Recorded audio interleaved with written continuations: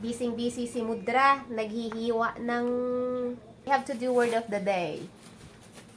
What's word of the day? Every new week, hindi ko talaga alam. Wala akong ideya kung ano ang gagawin ko para sa word of the day at Ilocano videos.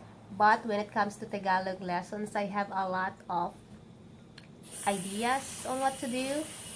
Any word of the day, Mama? For today, for this week? Pagluluto. Pagluluto.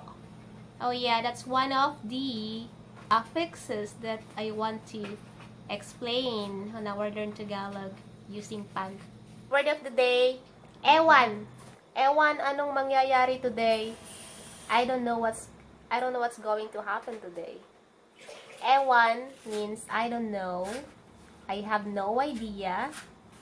Ano pa? What else? Ay, ewan. Ay, ewan. Halimbawa, someone asks you, should we go to the mall first or should we do the groceries first? And you wanna say, you know, it's up to you, or it's on your ballpark. Ewan ko sa'yo. It's up to you. Or it's on your ballpark. That's up to you to decide which one you wanna do first. If you're talking to someone and he or she is getting pissed off and she said or he said, ewan ko sa'yo, ewan ko sa'yo.